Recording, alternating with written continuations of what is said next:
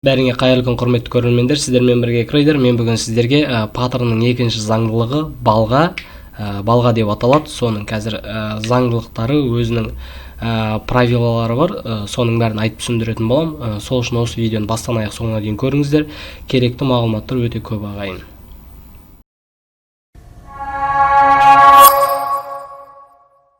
Ал ағайын, сабаққа кірісетін болсақ, балға деген өздеріңіз кәдімгі үй жағдайында қолданып жүрген балға, өздеріңіз білесіздер.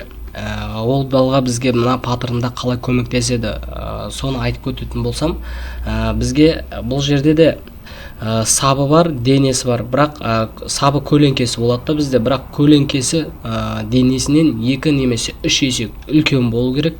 Мысалға мынандай болу керек. Мысалы бізде арада 1 емес 2 балға орындалып тұр. Бұл бізге нені айтып тұр? Бізге локальный уровеньнің мықтылығы, сатып алушылардың көптілігі екендігін айтып тұр. Сол үшін көрдіңіздер, мені дальше тренд араға кетіп қалған. 2 рет тест жасаған, тест жасаған болмағаннан кейін мына паттерн балға болып аяқталып, келесі паттерн жоғары қарай кеткен. Өздеріңіз көріп тұрсыздар. Балға деген міне осы. Енді қазір тағы бір ситуация іздеп көрсетейін сіздерге. Міне тағы біреуін іздеп көрсететін болсам, міне тағы да 2 балға. Бұл жерде бізге нені айтып тұр? Бұл жерде мына жердегі уровеньді көрдіңіздер ме? Осының мықтылығын көрдіңіздер ме? Бір барып келген денесін құраған, көлеңкесін құраған. Одан кейін екінші паттернды көріп тұрсыздар. Мына жерде кішкентай өзі уровень бар, мына жерде осы уровеньді, бұл уровеньді де бір тексеріп көрген. Болмағаннан кейін ары қарай тренд жалғасып кеткен жоғары қарай. Енді мен сіздерге төңкерілген балға дегенді айтып өтейін. Төңкерілген балға қалай болатын? Төңкерілген балға дегеніміз міне кәдімгі балғаның төңкерілгені ғой. Міне балғаның төңкерілгені көрдіңіздер. Міне басы бұл жерде енді көлеңкесі емес, басы өзінен 2 есе 3 есе үлкен болу керек те. Міне көрдіңіздер ме? Бұл жерде бізге нені айтып тұр? Мына жерде уровень бар. Осы уровеньді бір тексеріп көрген. Сатушылардың көптілігі болғандықтан осындай балғаны құрап кеткен. Сөйткенде дальше төмен қарай тренд жалғасып кеткен. Көрдіңіздер. Тағы ситуация іздеп көрсететін болсам сіздерге. Көрдіңіздер. В основном осындай балғада көп тұрады да. Міне көрдіңіздер. Міне балға орындалған. Алдыңғы сабақта екінші балға орындалған. Алдыңғы сабақта айтып өткендей, мына жерде дальше 3 қарға құрап кеткен. 3 қарға стратегиясын құрап кеткен мына жерде. Көрдіңіздер. Бұл бізге уже импульс болатын бізге айтып тұр. Мына импульстың болатын айтып тұр. Көрдіңіздер, импульс болған. Ары қарай уровеньге келген, уровеньге тақалып, дальше көтеріліп кеткен жоғары қарай.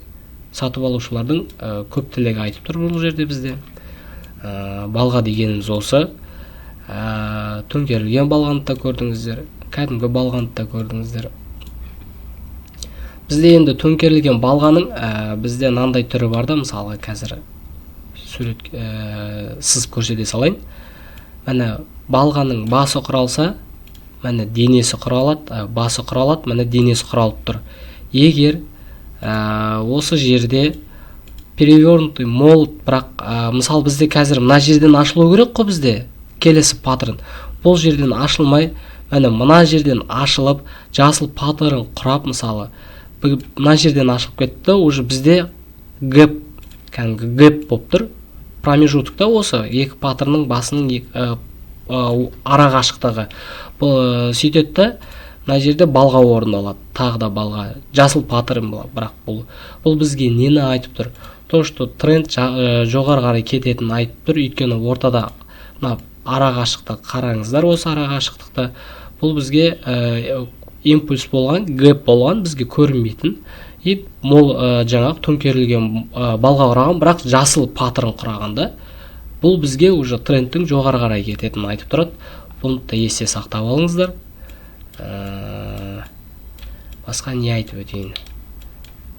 Қазір мен сіздерге бір видеомды көрсете салайын. сделка жасаған көріңіздер.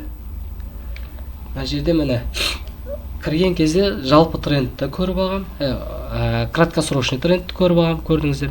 Міне қазір осы жерде айтып түсіндірем мен сіздерге. Бұл енді міне тренд кеткен. Міне балғаны көрдіңіздер ма, жасыл балғаны. Бұл бізге нені айтып тұр? Бұл бізге что тренд жалғасады дегенді білдіріп тұрды, көрдіңіздер ма? Денесінен басы 2 немесе 3 есе ұзында, көрдіңіздер ма? И сразу импульс болған астына қарай. Вот соған сүйендім да, балғаға қарап мен сүйеніп алдым соны. 15 минуттық графиканы аштым, көрсеттім сіздерге. Ана жерде уровень бар, уже уровеньді тесіп өткен бұлар. Тесіп өтіп, ары қарай трендті жалғастырмақшы. Глобальный уровень, глобальный тренд төменге қарай ұмтылып баратыр. Әне бір рет тиген, қараңыздар. Жоқ, бұл міне бірінші қағида, міне екінші қағида, то, что мен бұға не үшін кіргенім. Бірінші қағида тренд, екінші қағида уровень, жаңағы сопротивление болмаса, жаңағы локальный болмаса поддержка уровені, үшінші міне паттерн, балға паттерны орындалып тұр. Бұл бізге 100%-тік міне уверенный ставкада, сол үшін көрдіңіздер, скриншоттап сохранить етіп қоям өзімдікін. Осылай плюсқа шығып кетуге болады, көрдіңіздер. Мен ақшамды шығарып алайын деп отырмын уже. Өзімнің планымды орындап қойдым, 7000-дай тауып. Осымен видео аяқталды ағайын. Көрдіңіздер, жаңағы 1 сағаттыққа кіреміз, жалпы трендті анықтаймыз. Бізде мына жерде мысалға жалпы тренд, бұл жерде уже басқа фигура, басқа ситуация болып тұр. Бұл жерде жаңағы скальпинг ойнап жатыр. Ал жалпы трендке келетін болсақ, бұл уже бізде жоғары қарай ұмтылып баратқан тренд. Сөйтеміз да, жоғары қарай ұмтылып баратқан тренд болғанын қараймыз. 15 минуттық графикаға кіреміз. 15 минуттық графикада бізде уже көрдіңіз ме, 1 сағаттық графиканың ішінде не болып жатқан көрсетіп жатыр. Бізде кішігірім тренд болған екен мына жерде, жоғары қарай. Мынау сол трендтің енді жалғасы деп ойлаймын.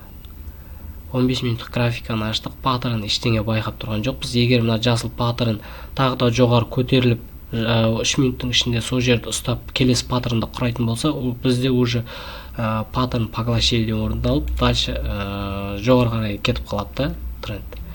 Орындалмайды, бірақ қараңыздар, 5 минутта ашқан кезде мен уже басқа графика, басқа ситуацияны көріп тұрмын. Сол үшін мен мына жерде төмен деп аламын. Мұны не айтып жатыр деп түсінбей жатқан шығарсыздар. Болашақта түсінесіздер енді. Мен сіздерге айтқым келген сол, тағы да айтып өтем, виртуальный счет ашып, өтірік ақшамен, жаңағындай ойын ақшамен ойнап үйреніңіздер, көріңіздер, бәрібірден бола бермейді ағайын. Ең бірінші асықпаңыздар, жаңағындай заңды қағидаларды қарап алыңыздар. Глобальный тренд, одан кейін жаңағы уровеньдер, одан кейін бар паттерндар. Соның бәрін анықтап қарап алғаннан кейін барып өзіміздің жаңағы саудамызды жасаймыз.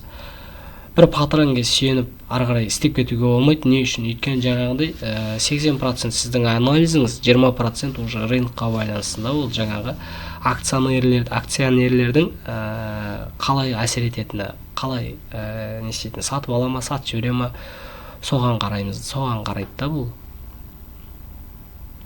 Сол үшін ағайын каналға тіркелеміз, лайк басамыз, поддержка күтемін сіздерден. Келесі сабақта Құдай қаласа поглощение деген заңдылықты өтеміз. Сол үшін қоңырауды басып қойыңыздар. Келесі сабаққа дейін көріскенше.